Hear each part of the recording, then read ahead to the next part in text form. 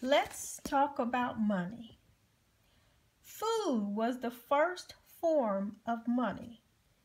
It was like cattle and cultivation of crops. When people first met or celebrated an occasion, food was given. Then trade began, so people could exchange different products.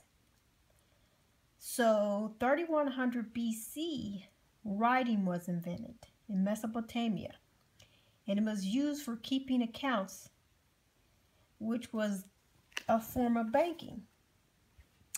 So that's when commodity money came into play, like shells, stones, tools, precious metals, shackles, and beads.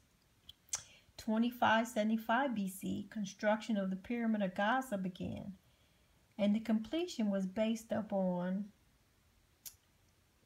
detailed state planning, which often involved slavery. 2150 BC, Cappadocian rulers guaranteed quality of silver in ingots. 1792 BC, I can't pronounce his name, Hammurabi in Babylon started the laws governing banking and operations. 1200 BC, cowries, which were called shells, were used in China as money. 1000 BC, China switched to using tools as currency and then paper because they had the block printing at this time. 950 BC, you have Queen of Sheba visit Solomon and they exchanged gifts. So in 687 BC, crude coins were invented in Mesopotamia area of the Sumer, which is the, Roman province, in Lydia, which is present-day Turkey.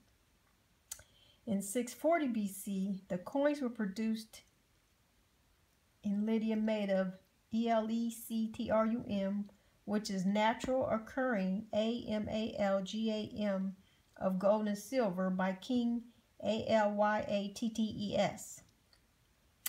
So back then, power was built on armies. So in order to pay armies, you needed coinage, which came from mining, and the mining came from slaves.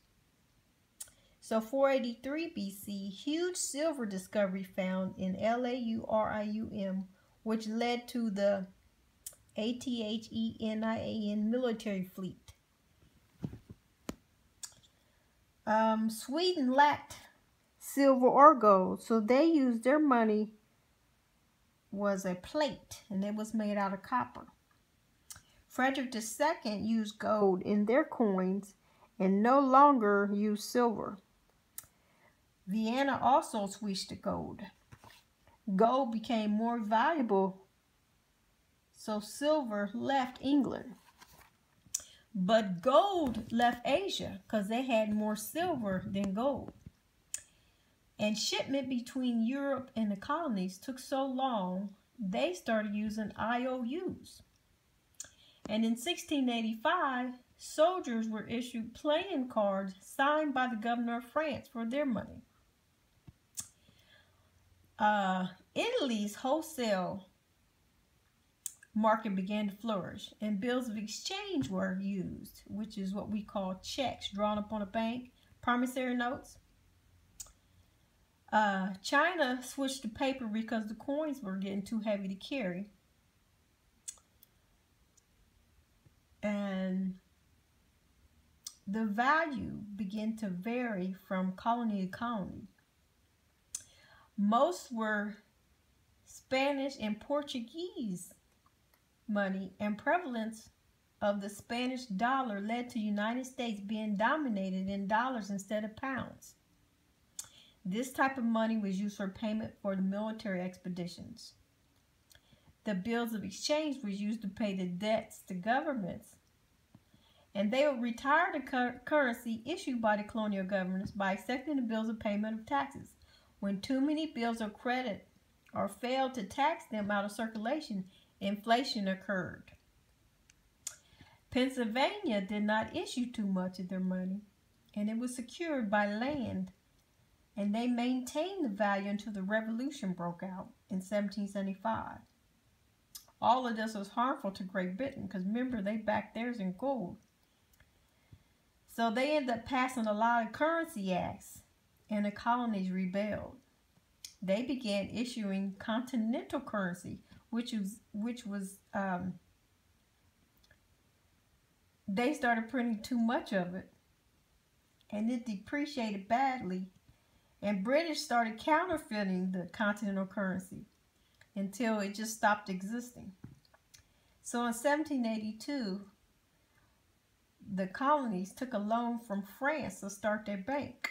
I'll talk about banks later on. So that was their first bank they had. And so 1792, the Constitution gave Congress the power to regulate the value of money, to fix the standards and weights and measures of money, and to coin the money. They also had the Coinage Act, which established the mint along with power to regulate it. You had the dollar, which was 3/4 silver, the half a dollar, the quarter, the dime, and a half dime. They all contained silver. Then you had the eagle, which was worth $10, the half eagle $5, the quarter eagle $2.50. They all contained gold. A liberty was put on it, and then it became called lawful money. 1794, they began printing the money. In the Constitution, it states, no state shall admit bills of credit, promissory notes, but only coins must contain silver and gold in tender payment of debts. It was set up for all the people.